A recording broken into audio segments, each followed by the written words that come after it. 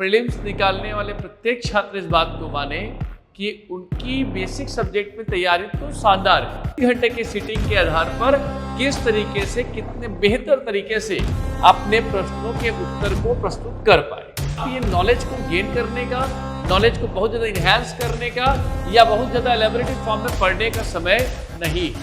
और जो ऐसा सोच रहा है कि एलेबोरेटेड फॉर्म में मैं पहले तैयारी कर लूँ और फिर लिख लूँगा, मुझे लगता है कि वो सबसे बड़ी भूल होगी 2024 की उसके मुख्य परीक्षा। यहाँ पर जब प्रश्न आया है पर्यटकीय क्षेत्र को लेकर और यहाँ पर आप क्या कर रहे हैं, भंगाराम मड़ई को लिख रहे हैं, तब वहाँ पर आप सबसे बड़ी गलती कर बैठे।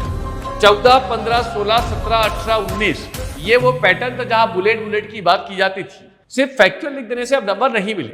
अब भाई पूछा आपको ढोलकाल है, अब आप लिख रहे हो ढोलकाल का पूरा कि गणेश प्रतिमा है, 10वीं 11वीं शताब्दी का है, इतने फीट का है, इस समय चोरी हुआ, खंडित हुआ। पूछा किसने?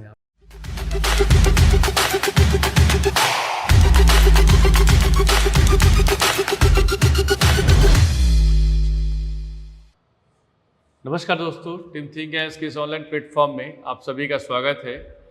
आज मेरी प्रस्तुतिकरण मूलतः छत्तीसगढ़ भूगोल को मेंस में एक सुव्यवस्थित तरीके से कैसे लिखें और कैसे एक बेहतर नंबर रीच कर पाएं, उस पर ही आज पूरा एक कार्यक्रम होगा आपके लिए। मूलतः अभी जो विगत टेस्ट हुए हमारे, उस टेस्ट में जो नंबर्स के वेरिएशन हमने उन्हें देखे, हमारे टॉपर्स के नंबर 113, 114 नंबर के आसपास आ रहे हैं पेपर 5 में। और जो टॉप 50 से जो बच्चे बाहर हैं, उनके रैंक लगभग 50, 60, 70 इसी क्रम में ही कुछ बैठ रहे हैं। तो अर्थात ये बड़ा क्लियर है कि चाहे रैंक 1 हो, चाहे रैंक 70 हो, चाहे रैंक 80 हो, सभी बच्चों ने बेहतर तैयारी तो की थी, तभी उन लोगों का प्रीलिम्स निकला हुआ है। क्योंकि प्रीलिम्स निकालने का मतलब ये है कि आपकी बेसिक सब्जेक्ट में अंडरस्टैंडिंग बहुत अच्छी हो चुकी है। अब मुद्दा ये है कि वो एक बच्चा 110, 120 नंबर ला रहा है और दूसरा एक बच्चा 60 नंबर में रुक जा रहा है। उसके पीछे का जो मूल कारण है वो उसकी आंसर प्रैक्टिस है। दूसरी बात, आंसर प्रैक्टिस के साथ एक महत्वपूर्ण बात ये होती है कि आपको कंटेंट तो आपके पास इनफ एम्पल है, बट उसको किस तरीके से प्रस्तुत कर रहे हैं आप, ये बहुत बड़ा विषय होता है। क्योंकि मैं फिर दोहरा रहा हूं, प्रीलिम्स निकालने वाले प्रत्येक छात्र इस बात को माने कि उनकी बेसिक सब्जेक्ट में तैयारी तो शानदार है। अब जो विषय आ रहा है उनके पास कि 3 घंटे की सीटिंग के आधार पर किस तरीके से कितने बेहतर तरीके से अपने प्रश्नों के उत्तर को प्रस्तुत कर पाए, यही मूल विषय होना चाहिए। क्योंकि आप ये नॉलेज को गेन करने का, नॉलेज को बहुत ज़्यादा इन्हांस करने का या बहुत ज़्यादा एलेबोरेटेड फॉर्म में पढ़ने का समय नहीं है। और जो ऐसा सोच रहा है कि एलेबोरेटेड फॉर्म में मैं पहले तैयारी कर लूँ और फिर लिख लूँगा, तो मुझे लगता है कि वो सबसे बड़ी भूल होगी 2024 की उसके मुख्य परीक्षा में। खैर, उन्हीं सब बातों को लेकर आज मौजूदगी मेरी हुई है। तो आज इस बात को समझते हैं कि जो विगत प्रश्न जो हमारे आए हैं, उन प्रश्नों को एक एक करके मैं बताते चलूंगा कि उसका बेस्ट प्रैक्टिस क्या हो सकता है लिखने का। चलिए, क्वेश्चन नंबर 1 से स्टार्ट करते हैं हम लोग। और हमारा जो प्रश्न क्रमांक 1 है, उस पर लिखा है भंगाराम पर्यटकीय क्षेत्र पर प्रकाश डालिए। इंग्लिश वाले बच्चे समझ लीजिएगा, discuss on the Bhangaram tourism tourist area. अब देखिए, यहाँ पर जब प्रश्न आया है पर्यटकीय क्षेत्र को लेकर और यहाँ पर आप क्या कर रहे हैं, भंगाराम मड़ई को लिख रहे हैं, तब वहां पर आप सबसे बड़ी गलती कर बैठे। क्योंकि मैं अधिकतर जो प्रश्न उत्तर सीट आई मेरे पास, ठीक है, दूसरे चरण में जब मैं चेक करने के लिए बैठा, तब वो देखा मैंने कि अधिकतर बच्चे भंगाराम मड़ई को लिख रहे हैं। देखिए, भंगाराम मड़ई को वहां पे लाना एक अलग बात है, परंतु पर्यटकीय क्षेत्र पर प्रकाश डालने का तात्पर्य थोड़ा अलग है। तो इसमें क्या क्या पॉइंट होंगे वो एक एक करके समझते हैं। पहले तो आपको जानना होगा कि एग्जैक्ट लोकेशन क्या है इसका। तो एक पॉइंट में पहले की पॉइंट बता दूंगा, उसके लिखने का प्रैक्टिस बता दूंगा फिर बाद में। सूर्यडोंगर करके एक जगह है हमारे यहाँ, सूर्यडोंगर कहां पर है, केसकाल से लगभग 2-4 किलोमीटर के दूरी पर, मतलब कोंडागांव जिले में। पहला की पॉइंट आपको ये याद रखना है। दूसरा की पॉइंट क्या है, वो है 9 परगनों का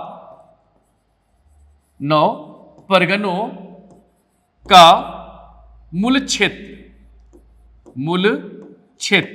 अगर इंग्लिश में कहूं तो इसको कह सकते हैं जो ओरिजिन एरिया ऑफ 9 परगनास।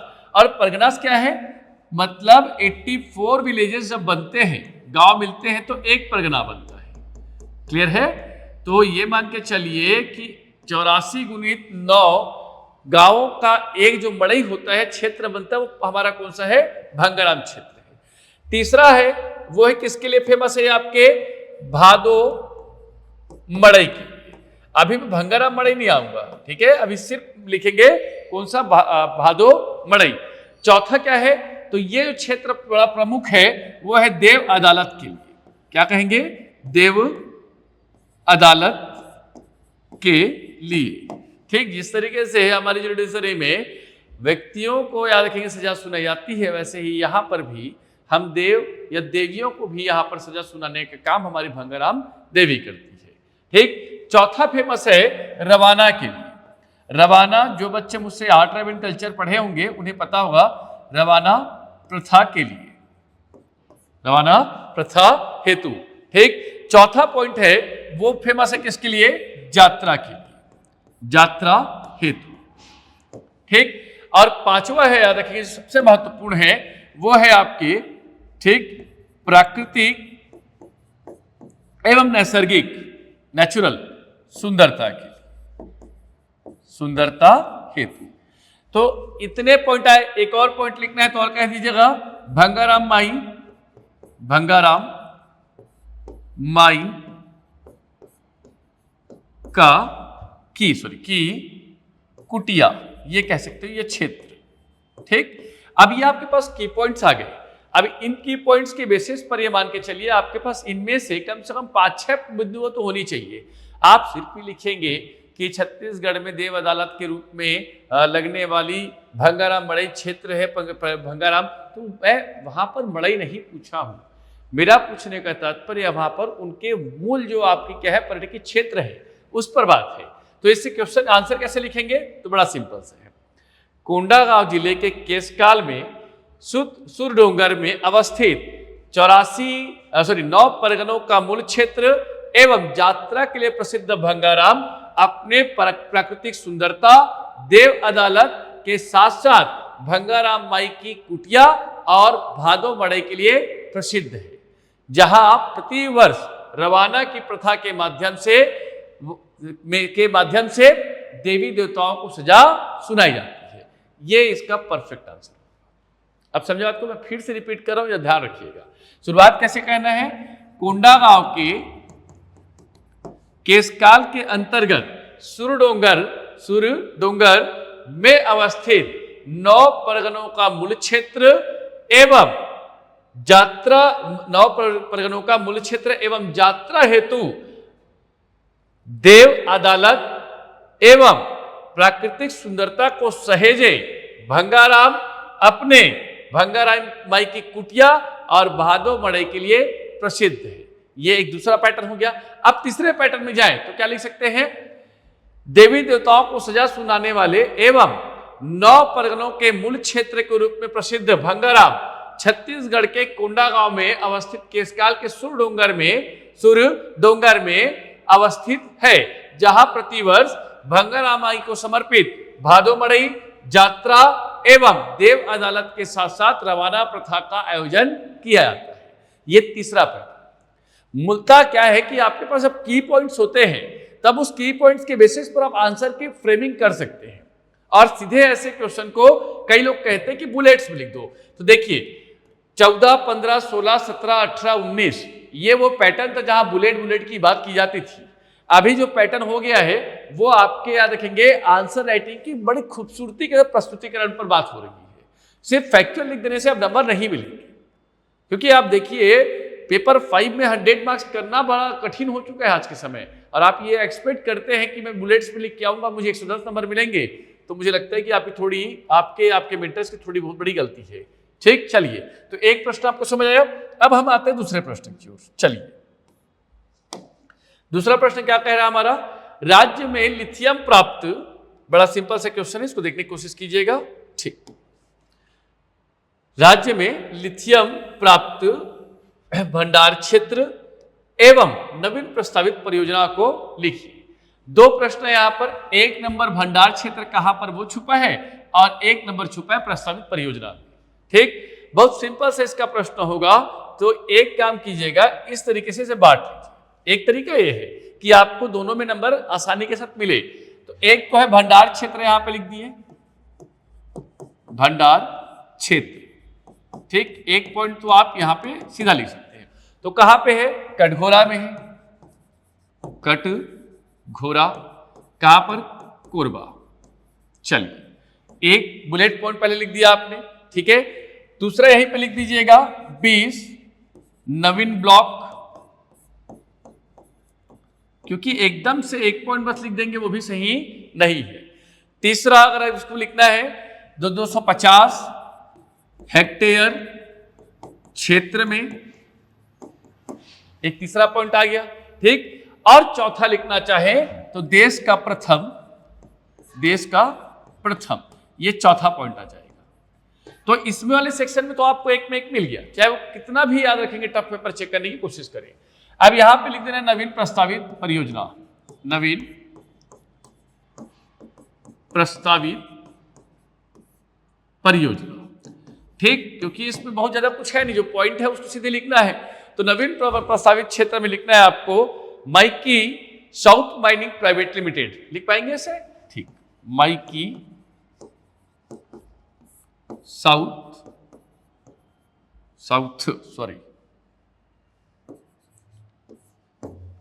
देख लेना साउथ कैसे हिंदी में लिखते हैं, साउथ माइनिंग प्राइवेट लिमिटेड, ये आपने लिख दिया, ठीक। और इसी में लिख दीजिएगा रेयर अर्थ एलिमेंट्स, अर्थात, ठीक है, क्षार धातु के उपलब्धता के कारण।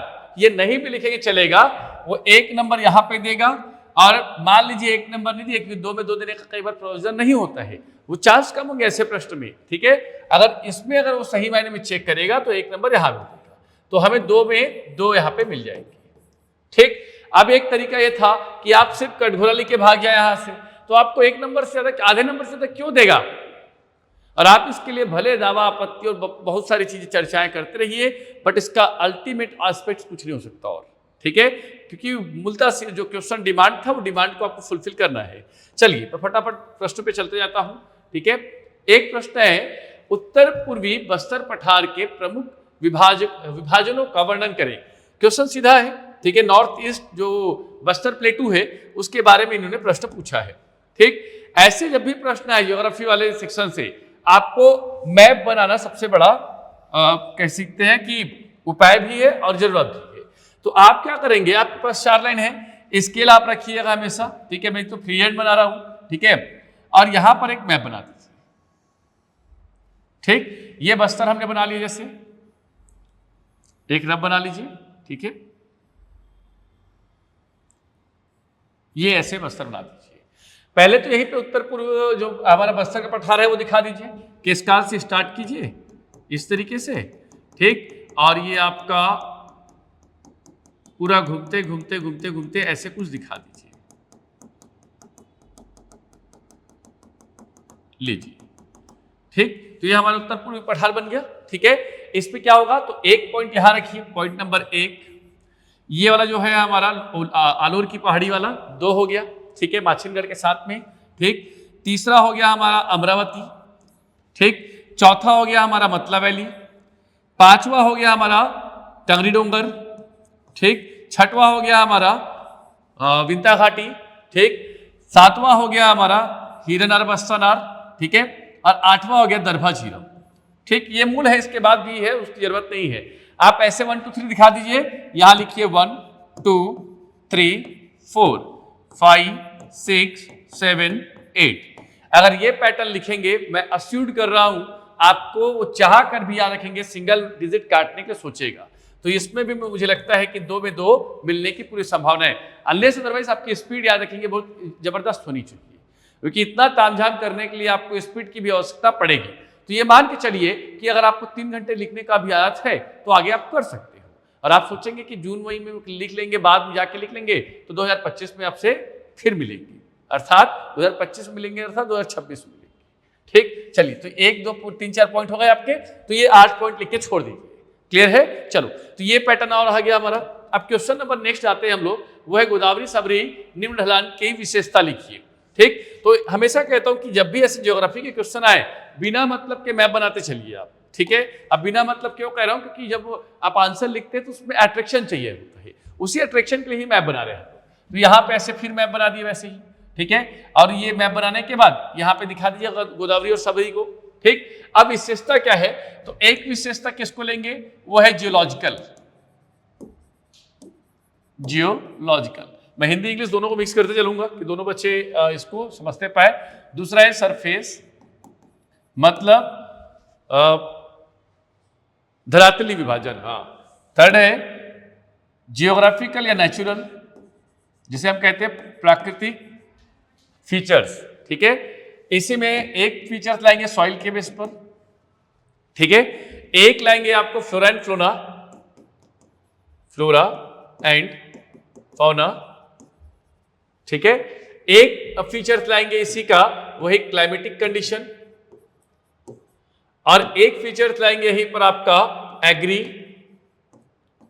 एक फीचर्स लाएंगे आप यहां पे, वो है कम्युनिटी रेसिड टाइप, ठीक। बस इसको कैसे लिखना है तो ध्यान सुनना। पहला लिखो इसका कि एक बुलेट में लिखना, इसको बुलेट, विशेषता को वो ज्यादा अलग से थ्योरी लिखने की जरूरत नहीं है। आप चाहे ना तो एक आप काम कर सकते हो, क्योंकि इसको स्प्लिट कर दिया हूं मैं, तो मैं इसको स्प्लिट करने की सलाह नहीं दूंगा आपको, सीधा पॉइंट लिखेंगे। पॉइंट नंबर 1 जैसे जियोलॉजिकल है तो उसमें क्या लिखेंगे, ठीक। जैसे हमने बताया था आपको कि जियोलॉजिकल 4 भाग में टूटा है हमारे यहाँ। एक है कौन सा आपका, ठीक, गुंडवाना, एक है आपका डेक्कन ट्रैप, एक कौन सा कुड़प्पा, और एक कौन सा है आर्कियन धारवाड़। तो यहाँ पे लिखेंगे आर्कियन मींस धारवाड़, पहला। दूसरा सरफेस में अगर देखें आप, ठीक है, तो इसे कहेंगे सरफेस में एक चीज अगर नहीं आ रहा है सरफेस, तो स्लोप लिख देना, ठीक है। तो स्लोप में डायरेक्शन भी आ जाएगा, तो लिखेंगे 700 मीटर से लेकर 1100 मीटर, 1100 मीटर से लेकर 700 मीटर दक्षिण ढलान की ओर। तीसरा नेचुरल में देखेंगे, मान लीजिए, ठीक है। तो नेचुरल में हमेशा क्या कहता हूं कि वो किस क्षेत्र के अंतर्गत आएगा, तो दंडीकरण का पठार है, ठीक है। सॉइल कौन सी है, तो यहां भी बताएंगे दोमट मिट्टी है, ठीक। चौथा फ्लोरा एंड फ्लोरा, राज्य में सर्वाधिक वन सघन जंगल वाला क्षेत्र, ठीक है। क्लाइमेटिक कंडीशन, ठीक, अम्लीय वर्षा एवं सर्वाधिक वर्षा के लिए प्रसिद्ध, ठीक है। एग्रीकल्चर बेस्ड, मोटे अनाज के साथ केला और नारियल की उपज, ठीक है। और ट्राइब्स पे लिखेंगे दोरला।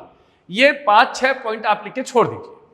मैं फिर कह रहा हूं बहुत ज्यादा स्टेटमेंट फ्रेमिंग की जरूरत नहीं है ऐसे इंपॉर्टेंस वाले क्वेश्चन में।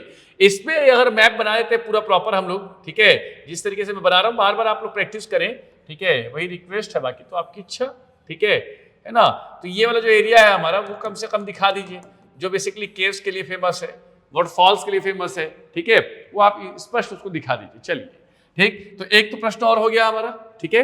अब नेक्स्ट प्रश्न की ओर आते हैं, और वो है हमारा दोमट मिट्टी की क्षेत्र विस्तार एवं विशेषता को लिखिए। Right about the extent and the specificity of the Lumi soil. अभी थोड़ी देर पहले बताया था लूमी सॉइल को लेकर, ठीक है, कि कहाँ पे हो, तो देख लेते हैं हम लोग, ठीक है। चलो, तो इसमें क्या करना है, ध्यान सुनिएगा, फिर वही मैप जाइएगा कि लूमी सॉइल का एरिया क्या है, ठीक है, कितना परसेंटेज है, क्या क्या चीजें उस देखिए। तो यहाँ पे एक छोटा सा फिर मैप बना दिया मैं।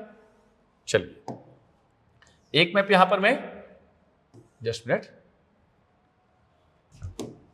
हाँ, एक मैप हम यहाँ पे फिर तैयार करेंगे, ठीक है। अब ये बताने की मुझे जरूरत तो नहीं है, ठीक है, कि कहाँ पे लूमी सॉइल है, ये बताने की जरूरत तो मुझे नहीं लगती कि अभी फिलहाल आपको हो, ठीक है तो फिर समस्या है आपके लिए, ठीक है।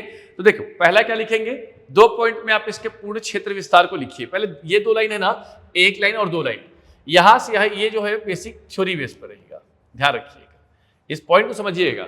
अब थ्योरी बेस्ड में क्या होगा, तो एक पॉइंट क्या होगा, ठीक, क्षेत्र कहां पर है, तो जैसे इसको लिखे हम लोग, ठीक है, कि मूलतः दोमट या, ठीक है, पूर्णतः अम्लीय मिट्टी का विस्तार छत्तीसगढ़ के गोदावरी निम्न और सबरी के दक्षिण पश्चिम और दक्षिण पूर्व क्षेत्र में विस्तारित है, जिसके अंतर्गत कटे कल्याण, कुआंकोंडा, छिंदगढ़, माचकोट, रामराम एवं कुछ स्थलों पर अन्नापल्ली और गोलापल्ली के क्षेत्र भी आते हैं। बस ये लिख के छोड़ दो, ठीक। इतना ही लिखने के बाद इसके क्या है, इसका कुछ आपको फैक्ट्स लिखने हैं, तो पहले फैक्ट्स में लिख लेंगे, इसके पैटर्न में याद रखेंगे। जैसे एक एग्जाम्पल दूं कि सिर्फ स्पेशलिटी पूछा है, विशेषता पूछा है, तो यहाँ पे विशेषता लिख दी ऐसे करके, और विशेषताओं में ये विशेषता है। अब यहाँ पे पॉइंट नंबर 1, पॉइंट नंबर 2 और पॉइंट नंबर 3, बस हो गया, ज्यादा विशेषता लिखने की जरूरत नहीं। तो राज्य की सबसे अम्लीय चट्टान है, ठीक है। दूसरा क्वेश्चन इसमें स्पेशलिटी में लिख सकते हैं, ठीक है, वो है आपके कंकड़िले एवं, ठीक है, धारदारी मिट्टियों का समावेशन लिख सकते हो। और तीसरा अगर विशेषता लिखनी है आपको तो गैर कृषि कार्यों एवं वनोत्पाद के लिए प्रसिद्ध, बस हो गया, ठीक। ये बहुत जनरल अवेयरनेस क्वेश्चन पूछ सकते हैं, बहुत स्पेशलिटी इसमें जाना चाहते हैं तो उसकी पीएच वैल्यू और बाकी चीजों को आप लिख सकते हो, ठीक। इसमें चाहो तो एरिया लिख सकते हो कि कितना एरिया आपका आएगा किसमें, आपके लुबी सॉइल में, ठीक। एक तो ये पॉइंट हो गया आपका। अब दूसरा आते हैं एक और क्वेश्चन पर, पूना नारकोम और लुनु वरांटो को समझाइए। ऐसे जब भी प्रश्न आए तो ध्यान रखिएगा, इसको दो भाग में फिर बांटिए। मैं हमेशा कहता हूं जिस पॉइंट को उसको समझने की कोशिश कीजिएगा। एक लाइन और है हमारा, ठीक है, पीडीएफ फॉर्मेट में चेंज हो गया है नो डाउट, ठीक है। यहां पे लिखेंगे पूना नारकोम, एक्चुअली नारकोम है ये, पूना नारकोम, और यहां लिख देंगे लोनु वरांटो, लोनु वरांटो। चलो ये दोनों पॉइंट लिख दिए, ठीक है। और सीधा सीधा इसका तात्पर्य समझे कि वास्तविक में क्या है। तो एक क्या करना, गोणी शब्द नई सुबह, ठीक है, तो यहां के लिखेंगे, ये ऐसे लिखे नई सुबह, नई सुबह, ठीक है, और ब्रगन लिख दीजिएगा गोंडी। पहले तो समझाओ ना भाई क्या है, किससे आया है, इसका मतलब क्या है। और लोनु वरांटो का वैसी है तो इसको लिख देंगे, याद रखेंगे घर वापसी, घर वापसी। ये घर वापसी वाला नहीं है जो चर्चा का विषय बन रहा है, ये घर वापसी आपका आत्मसमर्पण नीति का है, किसका है, सरेंडर पॉलिसी का, क्लियर है। ये कब से आया, तो यहाँ पे देखो तो कुछ पॉइंट आपको याद रहने चाहिए। कब आया, जैसे 2020 में लोनु वरांटो आया दंतेवाड़ा, और कहां से आपके सुकमा डिस्ट्रिक्ट पर, ठीक है। और दूसरा है पुनर्वास, क्या है आपका, पुनर्वास, पुनर्वास। तो कैसे लिखेंगे इसको समझना बात। जब ये लिखेंगे तो गोंडी शब्द लोनु वरांटो का अर्थात नक्सल या माओवाद के आगोश में आ चुके व्यक्तियों की पुनः घर वापसी और पुनर्वास व आत्मसमर्पण नीति के माध्यम से दंतेवाड़ा एवं सुकमा में संचालित योजना जो 2020 से छत्तीसगढ़ में लागू है। इस परियोजना को हम लोनु वरांटो के नाम पे जानते हैं। ये लिख लिया हमने। वैसे तुरंत आते हैं कहा पूना नारकोम में। पूना नारकोम में एकदम क्लियर है, नई सुबह की बात है तो उसको कैसे लिखेंगे, 9 अगस्त को शुरू हुआ विश्व आदिवासी दिवस के अवसर पर, 9 अगस्त को। ये पहला पॉइंट याद रख लेंगे, ठीक। दूसरा पॉइंट याद करना है क्या, कि जब नई सुबह है तो इसका मतलब यह है कि नक्सलवाद या नक्सल प्रभावित क्षेत्र में सुरक्षा और विकास के साथ साथ प्रशिक्षण एवं स्किल डेवलपमेंट प्रोग्राम, परीक्षाओं की प्रतियोगी परीक्षाओं की तैयारी एवं सर्वांगीण विकास के माध्यम से लाई गई योजना को हम पूना नारकोम का नाम देते हैं, ठीक। तो 2 पॉइंट याद रखना है, एक 9 अगस्त और एक नई सुबह। ऑब्जेक्ट क्या है इसका, विकास, और एक पॉइंट कह सकते हो आपका सुरक्षा, ठीक। तो सुरक्षा विकास के माध्यम से लोगों में, ठीक है, कह सकते हो समावेशी विकास का जो आधार है वही बेसिकली हमारा क्या है, पूना नारकोम है, सुरक्षा एवं विकास। अब देखो ऐसे बेसिक पॉइंट है जिसको ना आपको समझना होगा, ठीक है, सिर्फ लिख भर देने से नहीं होगा भाई, पहले समझ लीजिए बात को, ठीक है। चलिए तो एक पॉइंट ये हो गया। अब क्वेश्चन नंबर नेक्स्ट आते हैं हम लोग, ढोलकल क्षेत्र की भौगोलिक पृष्ठभूमि का वर्णन करें।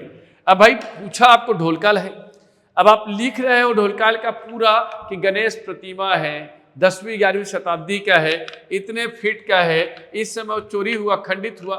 पूछा किसने आपको भाई, सीधी सी बात है, पूछा किसने है, ठीक है। चलिए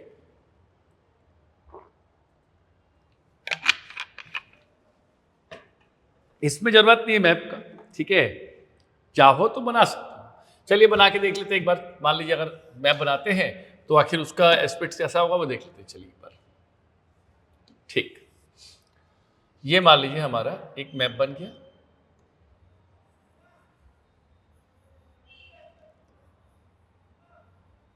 ये ऐसे करके हमने एक छोटा सा हमारा वस्त्रांचल बना लिया, मान लेते हैं, ठीक है। अब ये वाला जो एरिया है ये ढोलकाल का है। दंतेवाड़ा अगर मैं बनाऊं तो ये ढोलकाल है, ये बैलाडीला है और ये अबूझमाड़ है, ठीक है। और ये क्या है आपका, नीचे अगर जाएंगे तो क्या है, इंद्रावती है। ऐसे बना लो। तो 3 चीजें लिख लेना, यहां पर लिख देना अबूझमाड़। अच्छा, अबूझमाड़ जो है ना, सिर्फ याद रखें नारायणपुर बस में नहीं है, ध्यान रखिएगा। कई लोग दिमाग लगाए तो नारायणपुर और बीजापुर में है, नहीं भैया, 5 जिलों में चलता है, घूमता है ये। और एक लिख दिया बैलाडीला सीरीज, हालांकि इसी का पार्ट है बैलाडीला का, बैलाडीला। और यहाँ पे लिख दिए इंद्रावती नदी, इंद्रावती नदी। ये 3 पॉइंट लिखा दो और यहाँ पे लिख दो ढोलकल, अलग से इसको लिख देना ढोलकल, ढोलकल, ठीक है। ये बना दिए तो 1 नंबर तो ऐसी प्रबल होने की संभावना दी गई है। अब इसमें क्या क्या चीजें आएंगी, तो पहला पॉइंट आना चाहिए आपके दिमाग में, वो है कौन सा, कि कहां पर है। तो एक है फरसपाल में, पहला पॉइंट बुलेट पॉइंट फरसपाल, ठीक। दूसरा पॉइंट क्या है, तो लिखेंगे भाग किसका है, बैलाडीला श्रेणी का भाग है ये, बैलाडीला श्रेणी का भाग, ठीक है।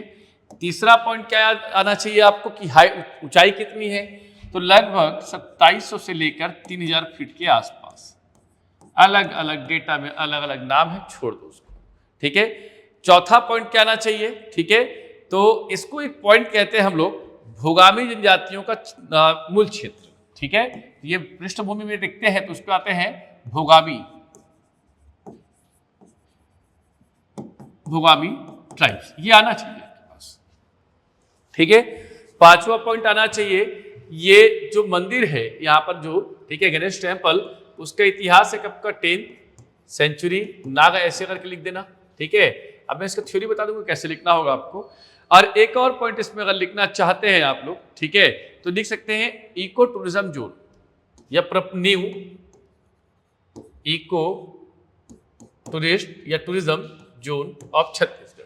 अब इसको लिखेंगे कैसे, ध्यान सुनिए चीजों को, ठीक। अब पृष्ठभूमि पूछा क्यों है, जियोग्राफिकल बैकग्राउंड पूछा ना आपको, उसका हिस्टोरिकल बैकग्राउंड तो पूछा नहीं है, ठीक। तो कैसे लिखेंगे, भूगामी जनजातियों के मूल क्षेत्र ढोलकल छत्तीसगढ़ के दंतेवाड़ा में फरसपाल नामक गांव के पास बैलाडीला श्रेणी के अंतर्गत अवस्थित है, जिसका इतिहास 10वीं शताब्दी के नागवंश का समुदाय एवं गणेश मंदिर के रूप में विश्व विख्यात है, जिसकी ऊंचाई 2700 से लेकर 3000 फीट अनुमानित है। बस आप समझे बात को। इस तरीके को अनाप शनाप नहीं कि राज्य के सबसे खूबसूरत जगहों में से एक, किसने कहा भाई, तो हर चीज खूबसूरत है, देखने का नजरिया होना चाहिए आपका, ठीक है। चलिए क्लियर रहेगा। तो ये पैटर्न एक और हो गया, ठीक। मुझे लगता है कि ऐसे पैटर्न में कई बच्चे ने इस तरह के क्वेश्चन जब लिखे, चाहे वो 17 हो, चाहे 15 हो, चाहे 19 हो, सबको पूरे मार्क्स मिले थे, ठीक है। तभी तो हमारे बच्चे याद रखेंगे, पहले ही बार में टॉप करते हैं, सबसे अच्छी बात यही है, ठीक। चलिए क्लियर है। तो एक तो ये हो गया हमारा, ठीक। अब दूसरी बात देखते हैं, एक क्वेश्चन वो देश देखा, पैटर्न सेम, क्वेश्चन सेम, सब कुछ एक जैसा है, ठीक। तो इसके लिए क्या करना है, फिर वही मैप, मैं हमेशा कह रहा हूं मैप बार बार बनाओ, जितना मैप बनाना सीखोगे उतना अच्छा। ये हमने बना दिया जसपुर प्रक्षेत्र बना दिया। अच्छा एक काम करें, सरगुजा ही पूरा बना लेते हैं, सिर्फ जसपुर बनाएंगे क्या मतलब, ये ऐसे करके बना लिए, ठीक है। अब यहाँ पे जसपुर है हमारा, मान लीजिए, अब मान लीजिए क्या है, ठीक है। चलिए ऐसे बना लीजिए जसपुर को हम लोग, ठीक है। यहां लिख दिए देश देखा, क्या लिख दिए, देश देखा, ठीक है। यहां देश देखा लिखो और यहां मयाली लिखो, दो चीज एक साथ आना चाहिए, मयाली और देश देखा, तभी ज्यादा अच्छा है। जसपुर शहर के पास देश देखा, चल क्लियर है। तो हमारे जसपुर में बहुत अच्छी कहावत है कि इसे न देखा तो क्या देखा, ठीक है। तो बहुत सिंपल सी बात है, बहुत खूबसूरत इसलिए भी है क्योंकि जब आप एक हिल स्टेशन में अपने आप को रखते हैं और वहां से हिल क्लिम्बिंग, रॉक क्लिम्बिंग और 50 प्रकार के याद रखेंगे नए नए एडवेंचरस जो एक्टिविटीज है, उसको जब फील करते तो लगता है कि हाँ छत्तीसगढ़ इतना इंडरिच है टूरिज्म के नाम पर कि हाँ वो याद रखेंगे। वैसा कह सकते हो प्रचारित नहीं हो पाया क्योंकि आज तक छत्तीसगढ़ को जितने राजनेता भी आते हैं खाली नक्सलवाद के नाम पर आते हैं, कुछ और भी चीजें उसके लिए भी आई है आप लोग। चलिए ठीक है, चलो देश देखा में क्या क्या पॉइंट होगा समझना। तो पहला पॉइंट तो याद रखेंगे वो है कहाँ पर, मयाली। मयाली कहाँ है, जसपुर नगर के पास, जसपुर नगर जिला मुख्यालय है। दूसरा पॉइंट है, ठीक, वो है छत्तीसगढ़ का पहला इको एडवेंचर जोन। तो लिख पाएंगे फर्स्ट इको एडवेंचर जोन, ठीक। अगले पॉइंट पर जो पॉइंट आएगा वो है राज्य का पहला रॉक क्लाइंबिंग रीजन या क्षेत्र, छत्तीसगढ़ का पहला रॉक क्लाइंबिंग पांचवा पॉइंट है, याद रखेंगे उसकी जो कहानियां हैं, ठीक है, मूलतः याद रखेंगे इसकी कहानियों में, कहानी की मुझे लगती जरूरत है इसमें, ठीक है, जो मूल मुद्दे हैं वो चलते हैं, ठीक। अगला पॉइंट है इसकी विशेषताओं में, ऊंचाई कितनी है, 1400 फीट की ऊंचाई पर है ये, अपने आप बहुत खूबसूरत सी बात, ठीक है। उसके बाद एक देखा होगा स्टार गेजिंग बोलते हैं आप लोग, ठीक है, तो छत्तीसगढ़ का पहला स्टार गेजिंग जोन है ये, एक और पॉइंट आ गया। और एक और सबसे इंपॉर्टेंट पॉइंट अभी हुआ है वो है नेचर्स वॉक, ठीक है, छत्तीसगढ़ का पहला नेचर्स वॉक, ठीक है। और अगले पॉइंट पर याद रखेंगे छत्तीसगढ़ का, ठीक है, प्रोटेक्टेड टूरिज्म जोन। माननीय मुख्यमंत्री जी ने इसकी घोषणा भी की थी कुछ दिन पहले। बस इतना पॉइंट टिक दीजिए, क्यों दिमाग लगा रहे हो और ज्यादा, ठीक है।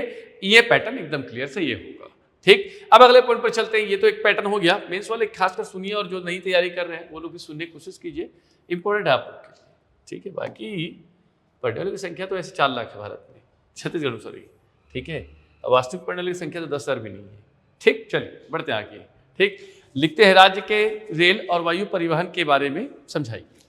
तो रेल और वायु परिवहन की जब हम बात करते हैं तो 2 भाग में उसको बांटते हैं, एक तरफ रेलवे और एक तरफ क्या है आपका एयर ट्रांसपोर्टेशन, ठीक है, वायु परिवहन और इधर रेल परिवहन। पहला तो कुल जो आपका क्या है लंबाई, पहला पॉइंट आपके दिमाग में आना चाहिए, ठीक। दूसरा पॉइंट याद रखेंगे जो आपको लिखना है इसमें वो है जोन के बारे में, कौन सा जोन है हमारा।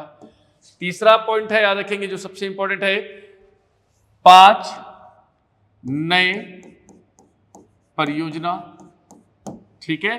चलिए उसके बाद ध्यान सुनने की कोशिश कीजिएगा, ठीक है, मेट्रो ये भी प्रपोज है भाई, ठीक है। चलिए 5वां जो पॉइंट लिखना है, ठीक है, वो है रावघाट परियोजना, जो अभी नए नए हैं रेलवे में, ठीक है। और एक लिखना है कॉरिडोर, क्या लिखेंगे, कॉरिडोर। जगह है तो ठीक, तो 4-5 पॉइंट ही इनफ है, ठीक। तो ये हो गई बात किसको लेकर, हमारे रेलवे के लिए। 2 नंबर में ज्यादा मत लिखिए दुनियादारी को। अब यहाँ आते हैं किसमें, आपके वायु परिवहन में एक चौथा लाइन आपके पास है, आप लिख सकते हो अगर आप चाहे तो, ठीक है। अब आते हैं वायु परिवहन पर। तो वायु परिवहन में कितने एयरपोर्ट हैं, 4 एयरपोर्ट है,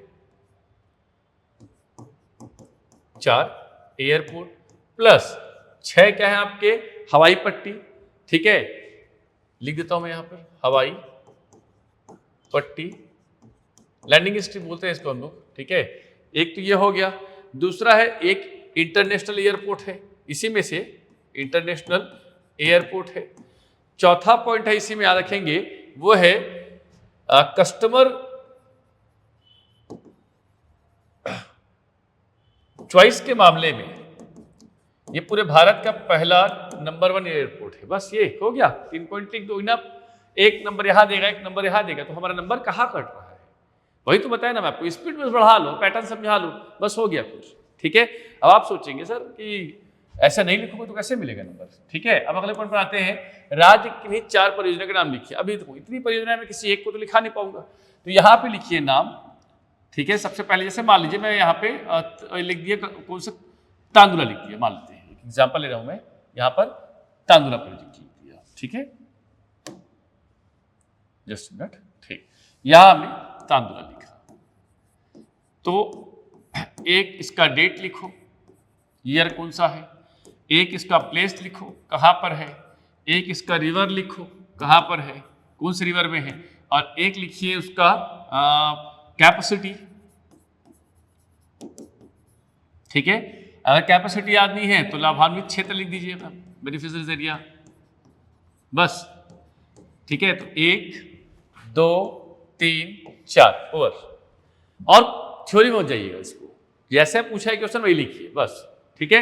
अच्छा, 4 परियोजना का नाम लिख, तो सिर्फ 4 परियोजना मत लिख देना, केलो लिख दिया, इधर से आपने वो कुशारतला लिख दिया, यहाँ पे गंगरे रविशंकर लिख दिया और एक तांदुला लिख दिया, ऐसा नहीं।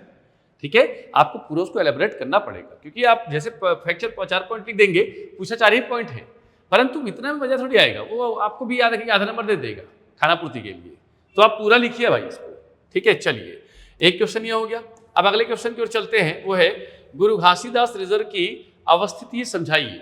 Explain the location of Guru Ghasidas tiger reserve. बहुत सिंपल सा क्वेश्चन है। तो जब ऐसे प्रश्न आएंगे तो इसका एक सीधा सा बात यही है, ज्यादा कुछ इधर उधर नहीं लिखना है इसमें। 2 नंबर में एक तो मैप बनाओ, एक छोटा सा यहाँ पे मैप बनाओ। ठीक है, एक पॉइंट लिखो कि ये एग्जैक्ट लोकेट कहां पर है। ठीक है, पहला चीज। और दूसरा पॉइंट लिखना है ये कब घोषित हुआ था। घोषित, निर्माण, पूर्व और अभी दोनों ना याद रखिएगा, पहले वाला भी और अभी वाला भी। ठीक, क्लियर रहेगा, मतलब 81 वाला भी और 2001 वाला भी। ठीक है, चलिए क्लियर। ठीक, तो ये इस तरीके से, और ये 3 चीजें याद रखना ना, एक तो 81 हो गया, 2001 हो गया, और अभी जो नहीं आपको टाइगर रिजर्व की घोषणा की उसका डेट। ये 3 पॉइंट लिख दीजिए, बस हो गया। ठीक है, इसको कुछ इधर उधर लिखने की जरूरत नहीं है, फ्लोरा कितना है क्या है उसकी जरूरत नहीं है फिलहाल। अब एक क्वेश्चन आया, ये देखो 2 नंबर वाले आप समझ गए पैटर्न क्या होना चाहिए। ठीक है, अब आते 4 नंबर वाले। ठीक है, चलिए ठीक, तो 4 नंबर का पैटर्न में अगले वाले वीडियो में आपको समझा दूंगा। ये 2 नंबर वाले पैटर्न है जिसको आपको समझना होगा। ठीक, चलिए।